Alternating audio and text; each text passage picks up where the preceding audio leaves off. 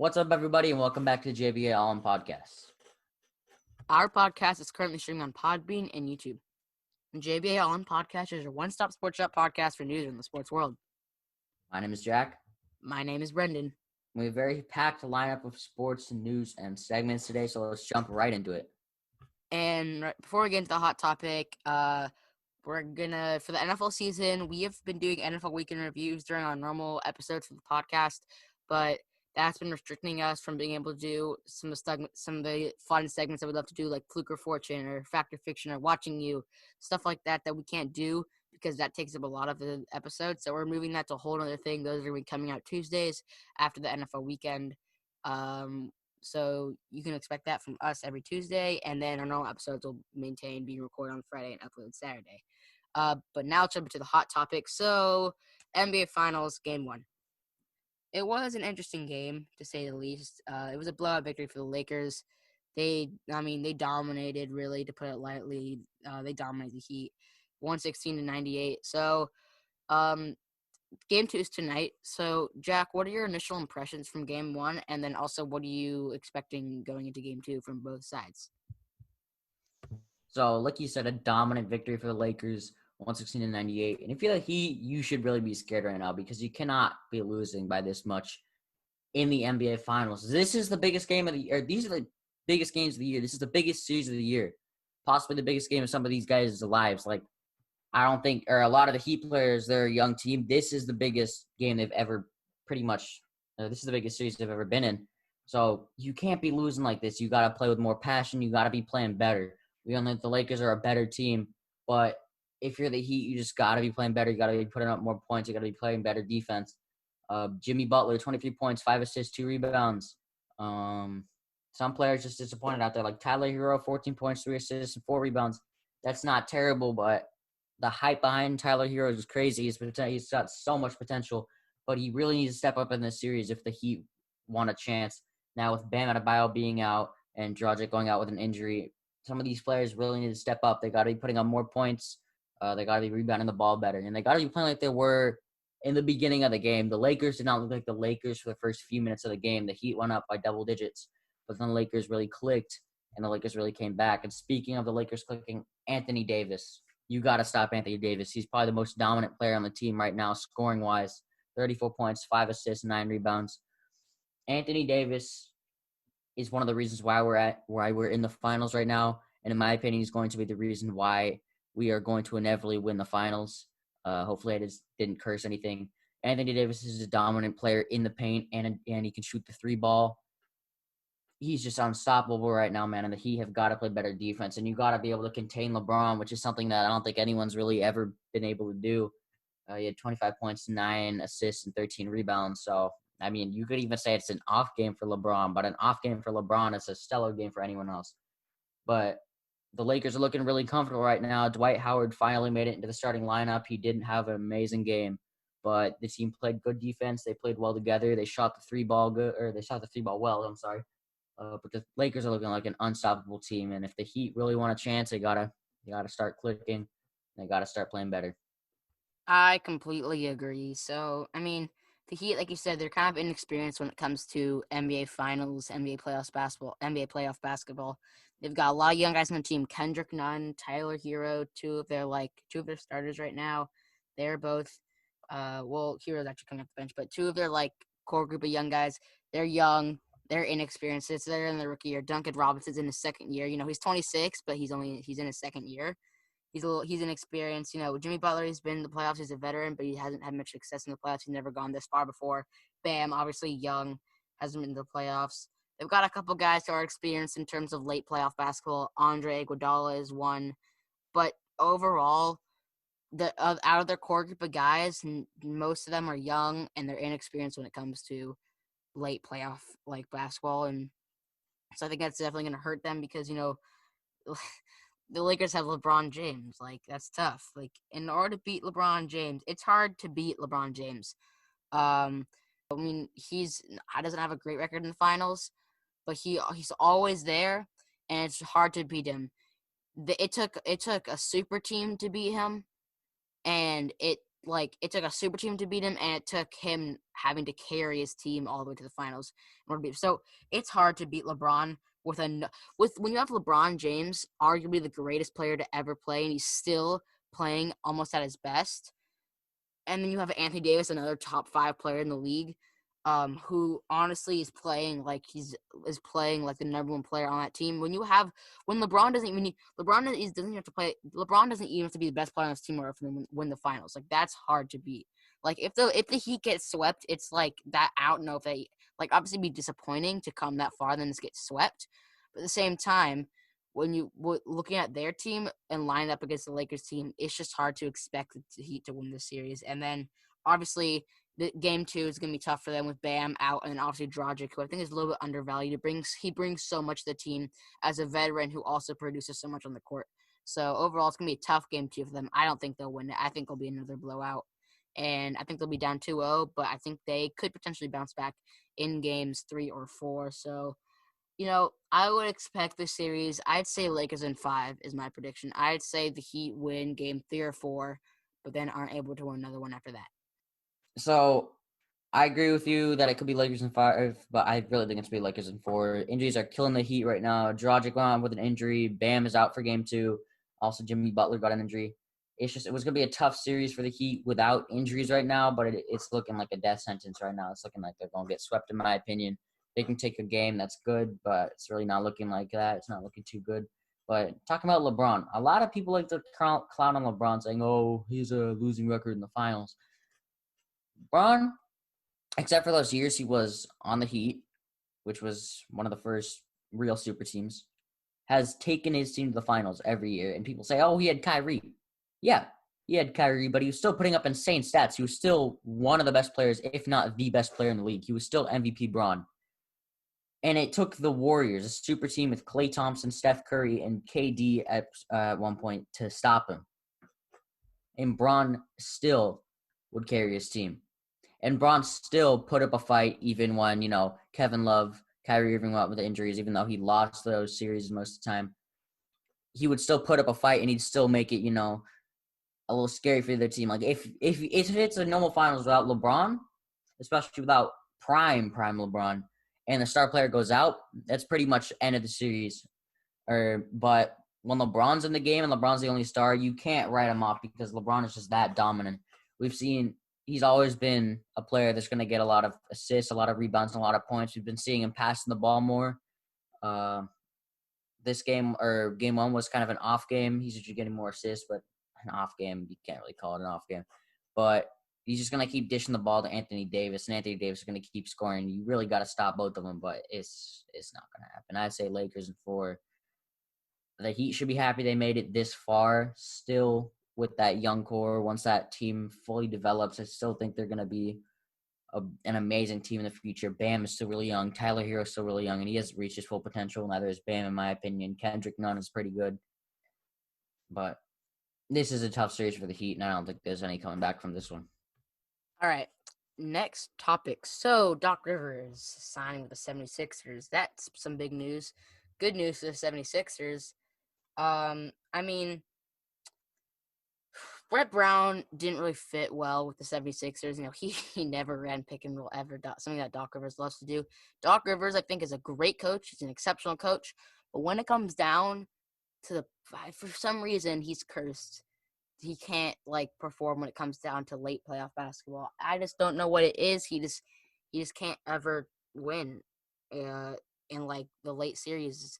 It's so tough. They had to get Kawhi, that Paul George trade is looked like OKC won that trade. They gave up a gazillion picks plus a young budding superstar in Shai Gilgeous-Alexander for Paul George, who did not perform come playoff time, which was the most important part of the season. Kawhi didn't play well at all in those last couple games of the conference finals, so it was just tough for the Clippers there. I don't know what happened.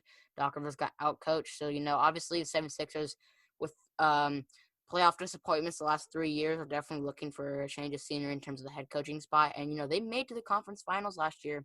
This year was tough. Ben Simmons was out. They kind of put all the weight on Joel Embiid's shoulders, but it was a tough Boston Celtics team to beat who ended up going to the conference finals. But the year before that, they were able to go to the conference finals against the Raptors, and they almost won. They were they were inches away from going to the finals last year, but Kawhi just hit that buzzer beater on them. They were that close. Game 7, that if that ball took just if that ball bounced just if that ball just if that ball landed on the rim just a millimeter differently, that ball wouldn't have taken the bounce it needed to in order to go in. That's how close they were to the NBA Finals last year.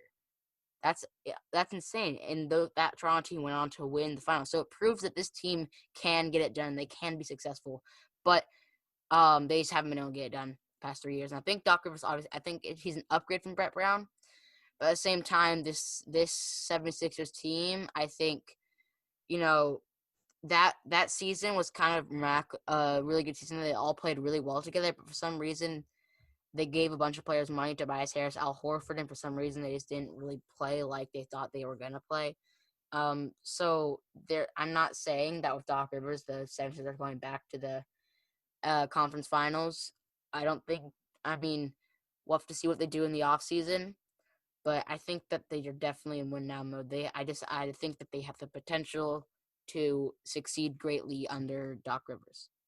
Yeah, and Doc Rivers going from, a cursed franchise to, I'd say, another cursed franchise. 76ers haven't had the best, roster in the recent years, but it's a good roster. Like you said, they almost went to the NBA Finals. It's just that crazy shot by Kawhi kind of ended hopes there, and kind of a disappointing season from the 76ers, I'd say. Obviously, Ben Simmons went out with, I believe it was a knee injury, so I didn't really have a chance. But I think this is good for Doc Rivers. And I think this is really good for the 76ers. Like you said, you were talking about pick and roll. I don't really want to kind of copy what you already said. But I think this is a new change for Doc. I think it's going to be better for him. I think he's got a roster that's going to fit him a lot more. I think the roster's going to be happier to have a coach like Doc Rivers. And I think just change is kind of needed. They just need, I think, one more piece. I think they're so close. I think if Tobias Harris and Al Horford can play like everyone thought they were going to play, because you gave them that much money for them to play like that, you don't want them to play like they did this season. But if everyone can play at their full potential, the 76ers are a really good team. Ben Simmons, one of the best players in the league. Joel Embiid, one of the best players in the league. They're a good squad. They have good roster. It's just they really need to get over the hump, and I think if they're going to start doing it, they should start doing it really soon. So I think just a few more changes, including Doc Rivers, that's going to be really good for the team. And it's looking good for for Philly. It's just, can they do what they need to do to be a successful team? Can they get past all of the transgressions and all the hardship they've gone through recently? Or will they have to start another process rebuild? It's definitely going to be interesting if I'm going forward. That's an interesting question you proposed there. I mean, personally, what I think they'll be in contention. I think they have the potential to get there. But it's hard to predict whether or not they're going to get there just based off their history. So, next topic's up Thursday Night Football yesterday. That was an interesting game. Two of the arguably worst teams in the league, especially with the Broncos having so many injuries. Um, Mainly to their starting quarterback, Drew Lock. Von Miller's out for the season, AJ Bouye, so tons of injuries. I think it's just so interesting how you can have a quarterback throw 3 picks and you still put up 37 points and win. That's crazy stuff right there. That's how if you get 3 picks, one of them's a pick 6 too, as the Jets, and you still lose. That's how you know you're bad. Like, no offense, but they're just a bad team. Sam Darnold, he's talented. We saw it on that touchdown run, that insane 46-yard touchdown run. We saw even against the Colts defense, who I think is one of the best defenses in the league. Obviously, they've played some lackluster offenses, especially the Jets. But the Vikings, they put up 30-plus points against 2 3-0 teams, and they can almost throw 11 against the Colts. So that Colts team is good. Sam Darnold made some pretty nice plays on a couple drives against the Colts defense. Obviously, he got blown out, but he had that one drive where he had that pretty good throw. We know Sam Darnold's talented, but I don't think he's a Super Bowl winning quarterback. I don't even think he's a solid guy who could, I don't even think he's a guy who could lead you to the playoffs. The only way I think you could possibly even get close to being a realistic playoff contender, like a solid playoff team, like a division winner, is surrounding him with tons of talent, like they did with Jimmy G. I think Jimmy G and Sam Darnold. I take Jimmy G over Sam Darnold because Sam Darnold has too many bad tendencies. But if you're looking at pure talent and potential, I take Sam Darnold over Jimmy G. But you have to surround Sam Darnold well, and they just haven't been able to do that. Like, I don't want to overreact or anything because the Browns and the Lions, when they went 0-16, were pretty bad. But there's not much to talk about here, Jack. But I don't, and like I said, I don't want to overreact. But I want to ask you a question here that I legit think is a realistic. It's a valid question because that was the game to win if they're going to win a game this season. Their upcoming stretch of schedule is tough. They got the Cardinals, a Chargers team that's really talented. They're inconsistent, but they're very talented. They got the Bills, the Chiefs, the Patriots. They've got the Dolphins then the Dolphins again. They could potentially win that game, but the Dolphins have shown they can play really well. And they've got the Raiders, Seahawks, Rams, Browns, and Patriots financial teams. They've got tough. That was the game to win. That was going to be their easiest game to win with all the injuries on the Broncos team. So Jack, they could still win a game, but Jack, I'm gonna ask you this question because I genuinely think that it's a valid question. Do you think this team? How likely do you think this team is to go 0-16? I think if I had to predict their record right now, 1-15 at like 2-14, 3-13 at best. So Jack, just overall, how likely do you think this team has a chance to go 0-16? I don't even know what to say, man. That was their game to win, and even with, like you said, 3 picks from Brett Ripon, they still lose 37-28. I'm gonna come out and say it. With Adam Gase, no, they're not winning a game. I don't know what to say, man. They don't have an easy schedule. The Dolphins are probably the only games that can win there, and the Dolphins are still not as bad as the Jets, not even close. Potentially the Browns. I could see Baker having a really, really off game in that I mean, defense. even with Baker having That defense leaves stuff to be desired, especially, like I said, the defense just leaves stuff to be desired. I think the true test for the Browns will be this season against the loaded Cowboys offense. Let's say, if the defense struggles, I don't know if Baker's going to be a Baker and the Browns offense will be able to keep up with the Cowboys. But overall, I think if the Browns come out and win that game or make it close, then I'll retract my statement here by saying that they could potentially lose to the Jets. But I don't know. I just don't think they're a very good team. They've beat 2 very, very bad teams in the Bengals and the Washington football team. So I don't really think that they're that great. I think they could potentially lose to the Jets. But I don't know. If they come out and they impress this weekend, then I'm wrong. Sorry about that. But overall, I think they could potentially lose to the Browns. I just don't see any chance the Browns lose to them because the Browns obviously are disappointing again. No offense to Browns fans because everyone likes to clown on you, but they're a team of disappointment. There's no way the Browns can lose against it. There's no way any of these teams, except for probably the Dolphins, who are still in rebuild mode, can lose to the Jets. That should be 2 easy wins for the Dolphins. This is one of the worst teams I've ever seen. And it makes it even worse when you have Adam Gase as your head coach. You have terrible play calling. I don't even know what to say. I feel very bad for Sam Darnold having to be stuck in that situation. Le'Veon Bell, he's got all the talent in the world, but right now he's got a hamstring injury, and Adam Gase does not believe in the run game, so not giving Le'Veon any opportunities to change the game. Just Darnold seems like the only bright spot on that team. Maybe this year after that good performance, 2 picks, but I don't know what to say, man. Going 0-16 is hard, but it really seems like something the Jets will be able to do. And, kind of have to feel bad for Trevor Lawrence if they inevitably choose to go with Trevor Lawrence. I think Sam Darnold has the potential to be a good quarterback in this league, you said like a Jimmy G type person, but it's not looking good. The Jets don't really seem like a team that'll be able to surround Darnold with actual talent. So it just looks really rough for the Jets, man. I don't see them winning any of these games. I don't see them having a significant chance over any of these teams. And it's hard to go 0-16, but I could really see the Jets going 0-16. I can't see them winning any of these games. I know a lot of times people say, "Oh, this team is the worst team in the league. They're not going to win any games." But inevitably they do, like the Dolphins. But the Dolphins had players that you would look at and say, "Oh, those are good players." I just can't see the Jets winning a single game. I'm sorry, Jets fans, but it's just crazy, man. Fire Adam Gase, get Darnold out of there, and pray that the Jets get good in the future because Jets fans have been disappointed for way too long. you said I compare him to Jimmy G. Yeah, I don't really think they're similar in terms of their play style, but I just think that they're similar in the ways that they're two quarterbacks. I think they're not going to be able to kind of carry the team on their own. They're not going to be able to be a guy like the Patrick Mahomes who he's the star of the team. But I think that if you surround them with the right pieces, they could perform well.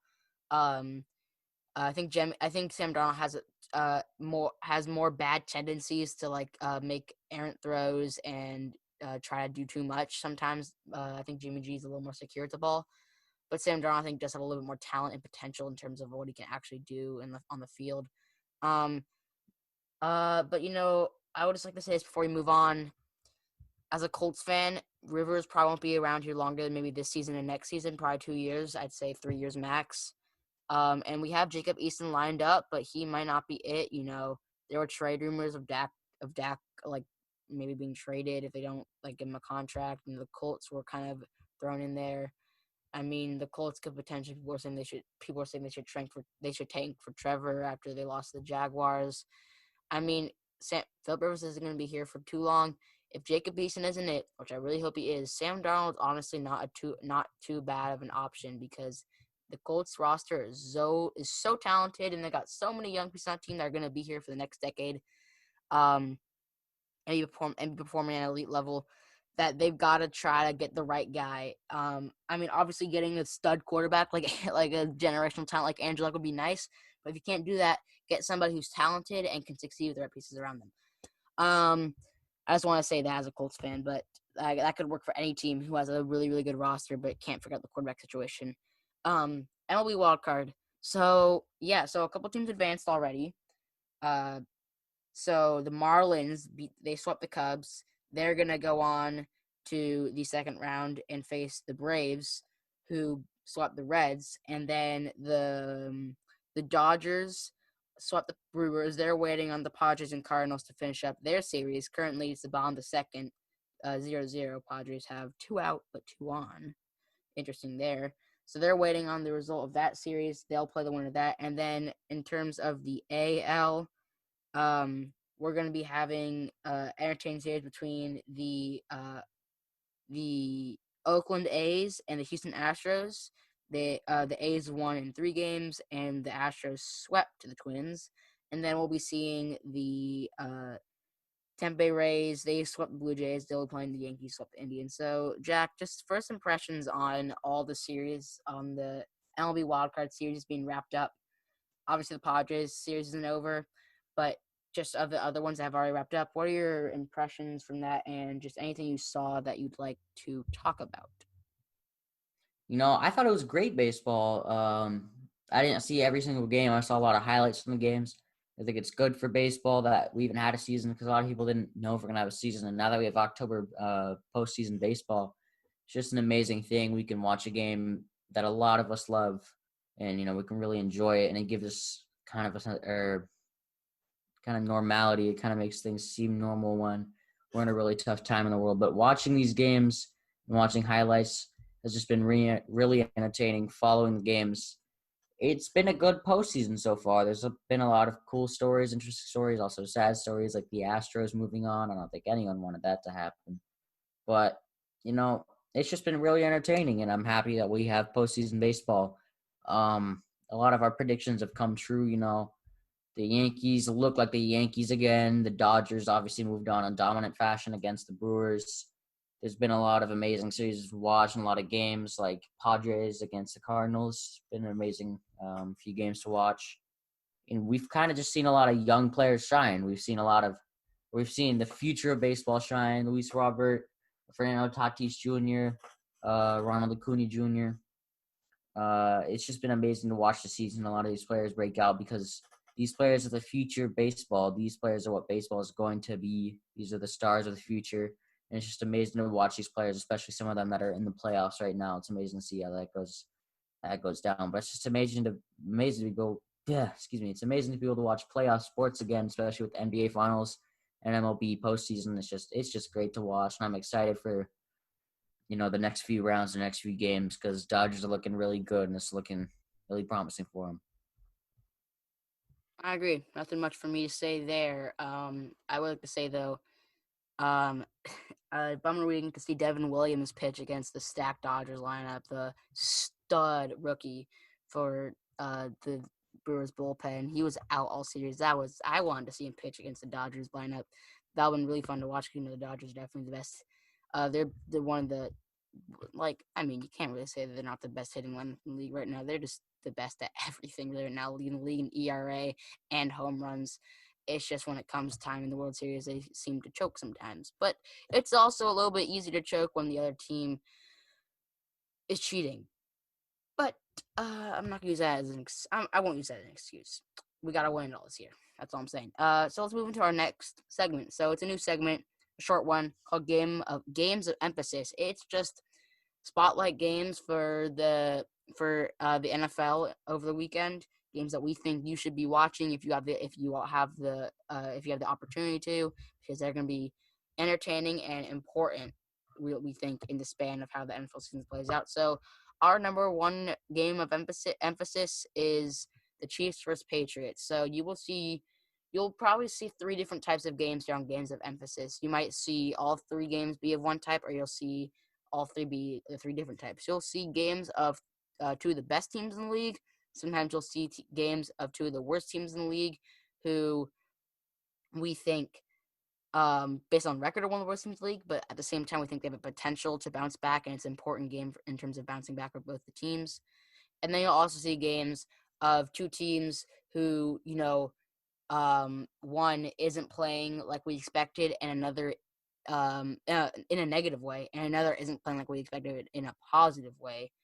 And seeing if one team are they really going to be as bad as we've seen so far, and one team are they really going to be as good as we've seen so far. So our first game is of the first type, two of the best teams in the league, Chiefs Patriots. So it's going to be very entertaining. I mean, the Patriots I still think are a wild card team. I don't think they're better than the Bills. I wouldn't say they're the top of the league, but in terms of a really, really fun matchup to watch of two really good teams, this is one to watch because I also think I could see the Patriots getting blown out personally, but at the same time, I could see them making this close. So it'll be fun to see Cam trying to go head to head with Patrick Mahomes. It'll really test this Patriots team, I feel like, because the Chiefs have proven they're one of the best teams in the league, if not the best team in the league, after they embarrassed the Ravens on primetime television. So it's going to be fun to watch. I'm definitely going to be tuning in. Yeah, and I think this is really going to be a test of the Patriots. Patriots have kind of been surprising people. A lot of people thought Patriots are dead. They're not going to come back. But, Cam, I thought he was super underrated. I trusted Cam. I knew he was going to have a good season. He's having a good season so far.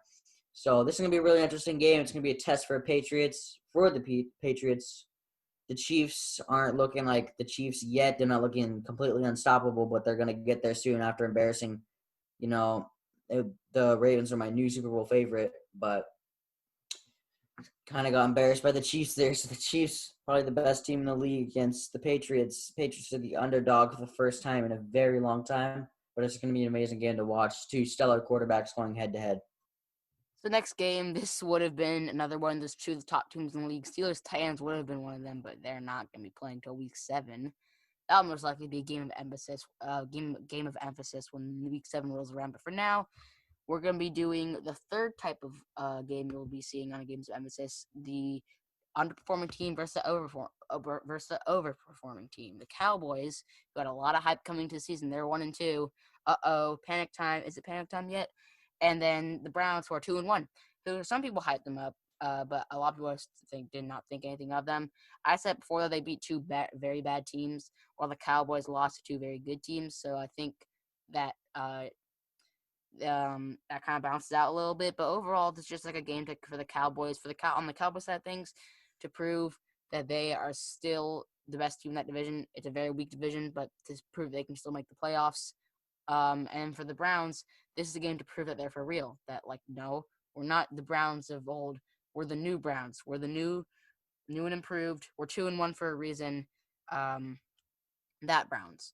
They want to prove that they are for real. They want to prove that week 1 they deserve that. Yeah, that game should have been closer. They just want to prove they're for real. The Cowboys want to prove that they aren't as bad as they have been showing so far this season. But overall, I think that the Cowboys honestly haven't been too bad. But I think that they're definitely underperforming a little bit to some Cowboys fan standards and some people's standards. And the Browns overall, I don't think have been that good, but they're overperforming to some people's standards. I think it's gonna be another fun game to watch because I think the Cowboys, the Browns are two teams that are good, but not yet good enough to get over the hump. I personally believe in the Browns. I believe in Baker. He's shown flashes of greatness, and he's also shown flashes of, let's call it Johnny Manziel. But if Baker can have a good game, the Browns really do have a chance here. This is going to be a defining game for both teams. If the Cowboys can win, it's going to show, oh, that's a fluke. Like you said, it's going to be a fluke. They're 1-2. It's going to show, oh, we're legit. And like you said about the Browns, if they win, it's going to be, oh, we're legit. Well, the Browns are new. So it's going to be a great game to watch. I think it's going to be entertaining. I'm not rooting for either team. I'm just excited to see who comes out on top and, if anyone really changes my mind, because I still have the Cowboys favored in this game. But if the Browns can come out and play well, I think they have a chance of winning. And it's just going to be a fun game to watch. Two teams that are pretty decent squads just to see, who's better. And it's going to be a fun game to watch. And then for our final game, it's the second type of game you'll see here on the Games of Emphasis. It's two teams who are winless so far. They're not playing as well as people thought they would. They're both 0-3, Vikings, Texans. So these teams we both think aren't as bad as the record shows. At least I think that. I think Jack can side with me on the fact that they're definitely two teams that are pretty good 0-3 teams. Texans, they've started off their season playing the Steelers, the Ravens, and the Chiefs. That's tough, man. And then the Vikings, on the other hand, they started off playing the Colts, the Packers, and the Titans. That's also tough. So these two teams are definitely teams that still have potential. We can't panic just yet. I think the winner of this game will get a huge boost going into next week. On the Texans side of things, so for the Texans this week, like I said, they started off their season with a pretty rough schedule in terms of just the teams they had to play. And then obviously this week they're going up against the Vikings. So if they win, they'll go into week 5 playing the Jaguars. And with that boost of confidence, that could be a win. They could get back to 2-3, I think, with that after week 5.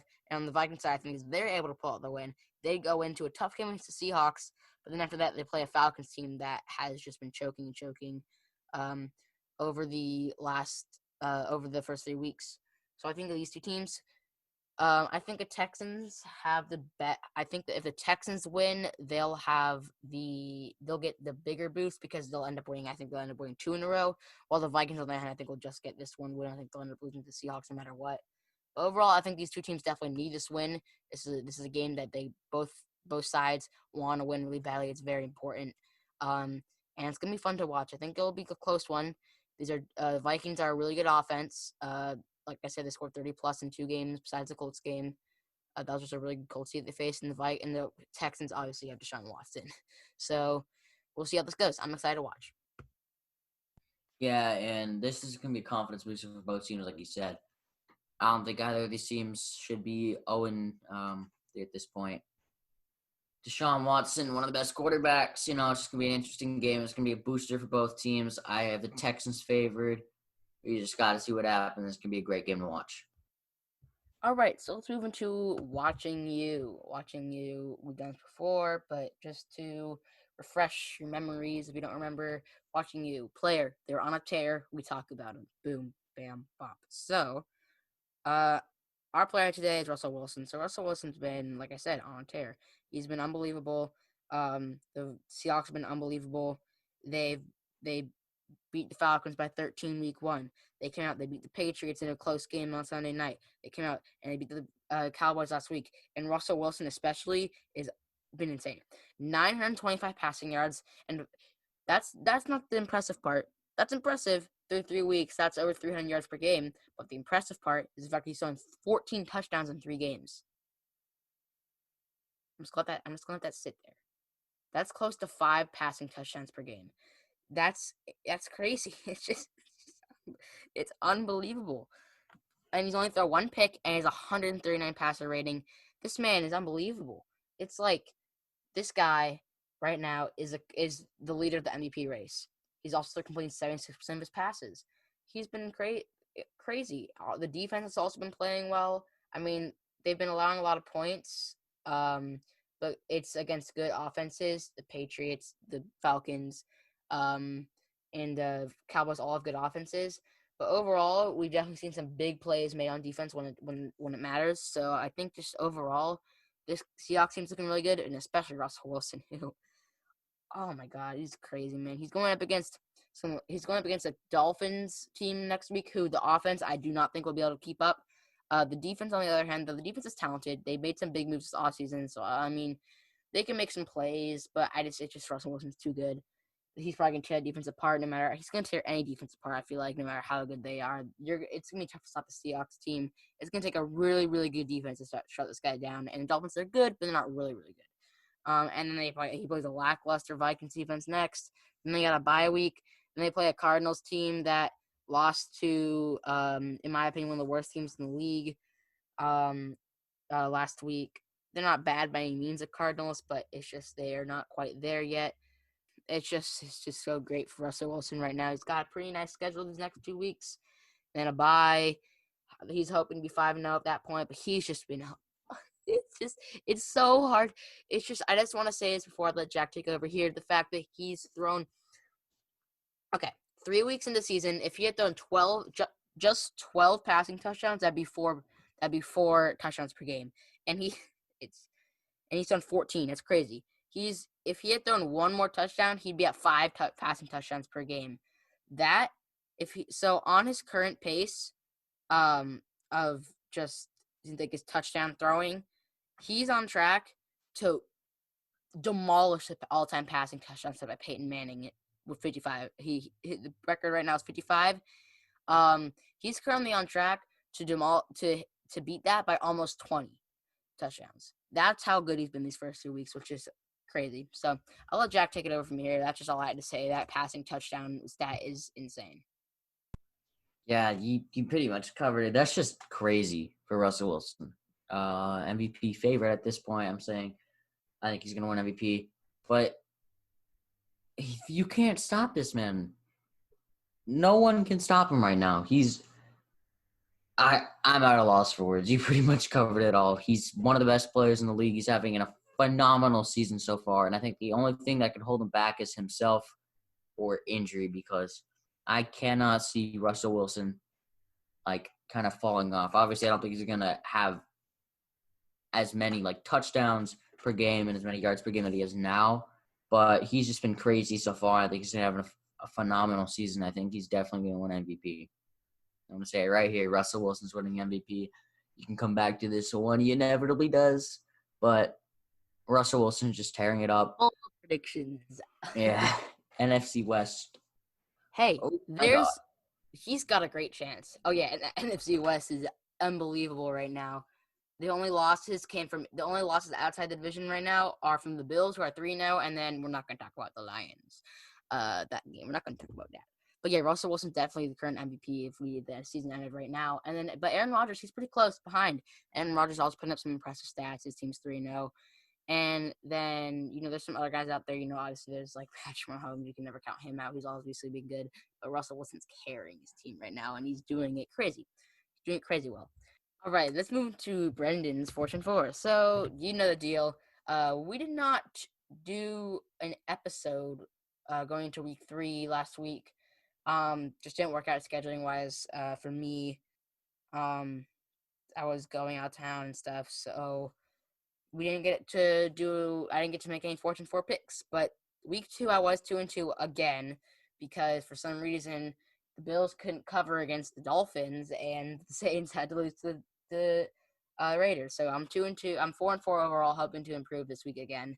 So I'm always confident in my picks, but hopefully this time, the confidence will pay off. So my first pick is the Saints -3 against the Lions. They're both 1-2, but the Saints are better than 3. The Saints are so much better than the Lions. They should not be only 3-point favorites. This could be close potentially, but I just don't see it happening. The Raiders don't have a run game the Lions don't have a run game like the Raiders do. I don't know. It's just that's all I have to say on all I have to say on this one. Is the Saints are so much a way better team, and they'll win this by more than 3 points. Is all I'm saying. Next for me is the Seahawks -5.5 on the Dolphins. Yeah, the Dolphins had an impressive win against the Jaguars, but then again, that is a Jaguars team that is not very good. They had I'm gonna say it right now, it was a fluke win against the Colts. The Colts have lost week 1 the past 7 years and have gone on to make the playoffs 4 times, going 10-6 one time. They started the one season 1-5 in 2018. Granted, they had Andrew Luck. Also, the 2011 Giants, I said this before, I'll say it again, lost to a team that ended up going 5-11 in week 1, and they ended up winning the Super Bowl. So just because you lose week 1, just because you win week 1, doesn't mean you're good or bad. It's always fluky, especially with no preseason and limited offseason facilities. So I don't think that Jacksonville team is very good. And like we said, the Seahawks team is unstoppable right now. So I'd take the Seahawks -5.5 here. I'd swallow those points in. I think they'll win by at least double digits here. My next pick is going to be the Indianapolis Colts -2.5 at the Chicago Bears. So yes, the Bears 3-0. They're a very interesting 3-0.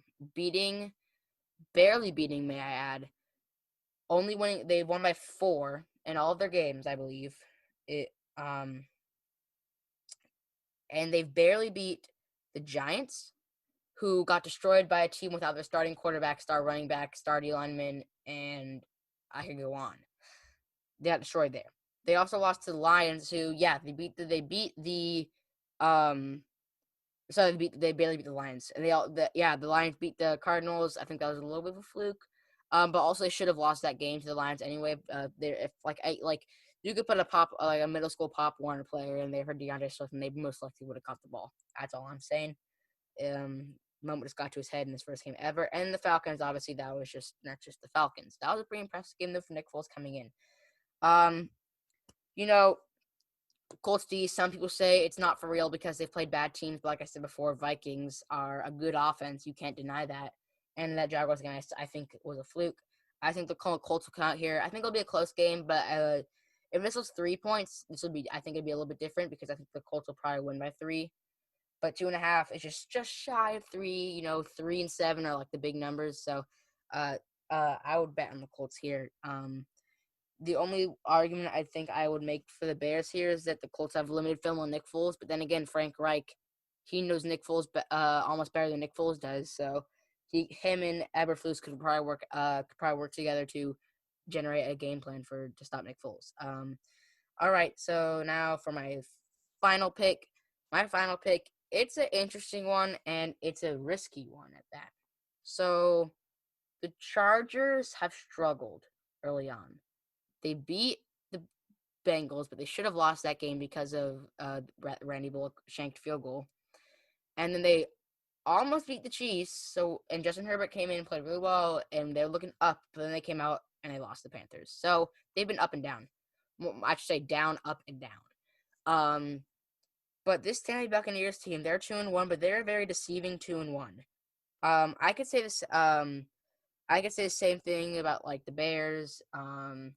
In terms of like they've had a very easy schedule, and they've also not, and it's not like they've been blowing out their opponents either. If the Buccaneers were blowing out their opponents by 30 and 20, like teams like teams like the Packers and the Colts are, even if they're bad teams, they're still blowing them out like they should. But the Buccaneers, on the other hand, they haven't necessarily been blowing out teams.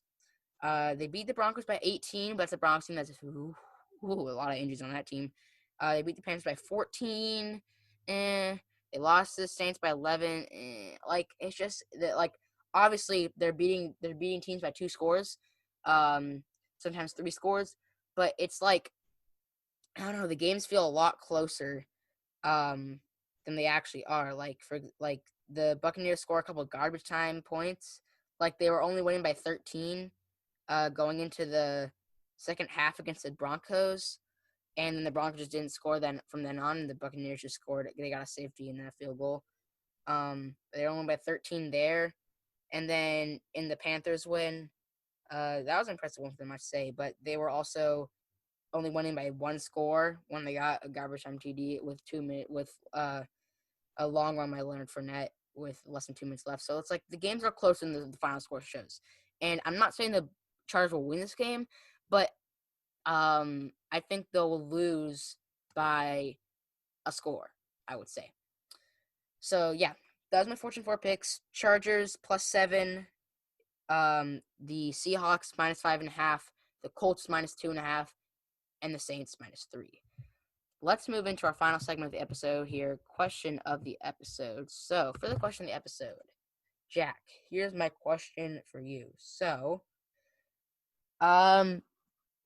obviously the NBA Finals could be over in a week, and the NBA season will be over, and the next NBA season is going to be interesting, especially the off season. So, but Jack, the draft is in November, and I know it's a little early, but I was just thinking about this in bed last night, and I want to get your thoughts on it. What if the Warriors traded their second overall pick? What do you think they'd be looking for out of their pick, and what team would they strike a deal with and potentially trade for? That's my question to you, Jack. I'll answer the question first because I've had a lot more time to think about it because I only told you this question today, and I was thinking about it in bed last night. Trust me, I gave it some good thought. So for me, in terms of the Warriors, number 2 pick trade scenarios. So the Warriors, they're very talented. They've got the Splash Bros. They're still the Splash Bros. They've got Clay coming back from injuries. Splash Bros, I know. And then we talked about they could potentially get a guy like James Wiseman, in the draft. But if they were to trade that second overall pick, I don't like that's not a terrible idea because Curry and Clay are not young. I feel like they're probably in win now mode. They could probably win another chip, maybe get close to something. But overall, I think they could definitely potentially make a big trade. That's what I believe personally. So I thought of 3 trade ideas I think could work for the Warriors. I think one, their target players, they could potentially target a guy like Aaron Gordon for the Magic. Aaron Gordon is, I think he's a little underrated because he's not the number 1 guy on that Orlando team, but he's very good. I think he'd be really, really good to put, you put Curry and Clay out there at the guards, and then you get like Draymond and Aaron Gordon down there on the blocks. That's a really good roster right there. I feel like he's one guy that I think that the Warriors could potentially target in a trade. Another one that I think they could potentially target in a trade is, as much as I wouldn't want this to happen, is Victor Oladipo. Obviously, I don't think he fits their team too well, but I think he could be a really good 6-man, or they could put him in the small forward spot and then draft Wiseman. Or not draft Wiseman. And then try to draft a big guy later on in the draft, and may try to get a pick from the Pacers to maybe get another first rounder. And Oladipo could be a good 6-man for them, I think, because as much as I don't want this to happen, there's rumors that he wants out. Obviously, he downplayed those rumors today, but I don't know. He's my favorite player in the entire NBA, and I don't want him to go. But this is a potential trade target for them because he could be a really, really good 6-man, because I don't think he's fit to be the number 1 guy on a championship-winning team. Maybe not even the number 2. He's a really good number 3 guy on a championship-winning team. That's all I'm saying. But he's a pretty average number 2. So I think he could be a potential really good 6-man for them. But Aaron Gordon, I think, is a better guy in terms of trade target for the Warriors. And then my final one this is a weird one. This is a pretty wonky one, but it's Bradley Beal, who doesn't fit at all with the roster, except if you put him at small forward. But that'd make their team small because they probably wouldn't be able to get a good center to put alongside Draymond. Like they'd be small, but at the same time they'd have Steph Curry, Klay Thompson, Bradley Beal, who's averaging 30 a game. It's like, obviously there's tons of trade moves for Bradley Beal. Should the Kings get him? The Lakers last season, before they got AD, there was rumors they were going to get him. Like, there's lots of trade rumors surrounding Bradley Beal because the Wizards team has been very disappointing. And I honestly, that wouldn't be too bad of a trade offer in my opinion. But overall, I think Aaron Gordon's the best offered there or target there for the Warriors just based on pure fit because I think he's very, very good and he also fits well in terms of just you're not adding like another guard onto the team, you know what I'm saying? But yeah, so Aaron Gordon would be my answer here. So Jack, what about you? It's pretty funny you mentioned Bradley Beal because one of my trades was Bradley Beal. Um, off the top of my head, I didn't know many trades, but when I thought about it, I've been getting a lot of sources recently. I've been watching a lot of videos on trades, haven't really focused on picks. But one trade that came up was a Bradley Beal trade where this is my favorite. It was Bradley Beal in the 9th pick for Andrew Wiggins in the 2nd pick. The Wizards can get really good value out of the 2nd pick. Andrew Wiggins is still a really solid player. Bradley Beal, he's getting older, and getting rid of the 9th pick isn't really something terrible. So I think it's a good trade for both sides, which you didn't mention. The Warriors would be playing a smaller, kind of small ball, and didn't really work out with the Rockets, but, things can change. Another trade that I was thinking of. Hold on, before you say that, I would like to mention, yeah, they'd be playing small ball. I was going to say this. I take Curry, Clay, and Bradley Beal over Russell Westbrook and James Harden personally. It's close, but I take that over that. And also, I would like to say I forgot to talk about Andrew Wiggins, but in the trade, like in a Bradley Beal trade, a potential Bradley Beal trade, Andrew Wiggins would most likely be a 6-man. I think he'd be a really, really good 6-man for them, in my opinion. Go ahead, Jack.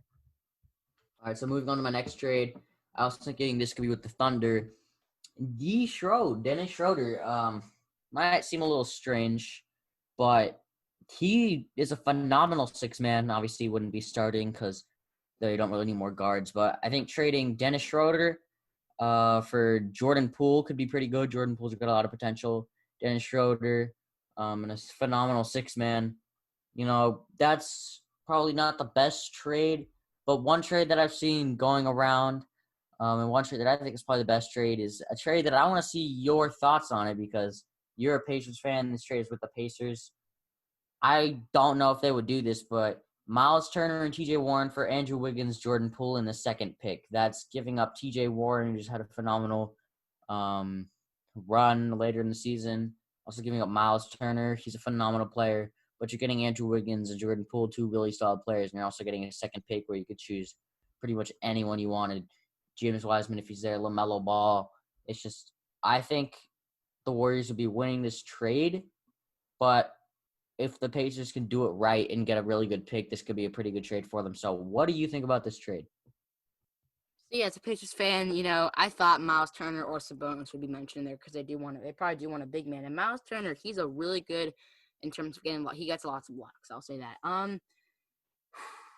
Okay, so as a Pacers fan, Miles Turner isn't necessary in order for this team to succeed, but I think he could be potentially a big part of this team because he's still young. He's still really, really young. He still has a little bit more room to grow, and he still has to refine some of his game. But he's a good guy coming off the bench. I think that's where they had him sometimes with Sabonis out. They would have him starting, and then they also sometimes started Miles Turner and Sabonis on the court at the same time. But the Pacers almost never had all their players healthy. Brogdon, Depot, Warren, Sabonis, and Miles Turner, they play 9 total games, I think, altogether, that was disappointing. But in terms of losing TJ Warren, I would like to touch on this. That run bubble was amazing, but when it came time to playoff time, he disappointed. And I think that could bring his trade value down a little bit. So I think trading Warren this offseason isn't the best idea for the Pacers because I think he could bounce back and be really, really good this upcoming season. I think he'd be better than what his trade value might suggest. But then Miles Turner, on the other hand, he's young. I think he's definitely a potential trade asset for them. If they're getting the number 2 pick, I think maybe getting rid of TJ Warren and Miles Turner won't be too bad. But then again, Anthony Edwards probably wouldn't be there, and I think James Wiseman be pretty good there because they could pair him and Sabonis as there's 2 starting big men. Hopefully, James Wiseman will be able to come in and start right away. He might not be able to, but hopefully. And then they could put Malcolm Brogdon at the 1, Lamb at the 2, and Depot at the 3. But overall, as a Pistons fan, I would not like to see that trade happen for this reason. Because I think you're just giving up too much value. Because I mean, you're also getting a lot of value back. At the same time, you never know. Bust is a thing, and you're giving up. You're right now starting center, who, if you bring him off the bench, would be phenomenal. And at the same time, TJ Warren, who is one of your top scorers and really brings together that whole core of guys. Because if you get rid of TJ Warren, you have a gaping hole at the small forward position. You fill it with Debo, he might be a little too small, and you probably want him at the 2 and Jeremy Lamb coming off the bench as a 6-man. You put TJ Leaf there. He might not be like quick and fast and might not be able to handle the ball well enough. He's more of a natural power forward. He might not be able to play that position well enough. And also, I don't think he's nearly as skilled as TJ Warren. Definitely not. So I just think that overall, they're giving up. The risk is too big. It does not account for the reward, in my opinion. Even if James White turns out to be a star, it just leaves too big of a hole in the middle of their starting lineup. So I think it's gonna wrap it up for the episode today, Jack. This was fun. Very fun episode. We got our getting back on track after not uploading last week, and it was really fun not to be able to do some more fun segments like watching you today. So yeah, just overall fun episode. I had fun. Hope you had fun. And for people watching, if you enjoyed, remember to show your support and leave suggestions down below in the comments. And we will see you in the next episode. Bye bye.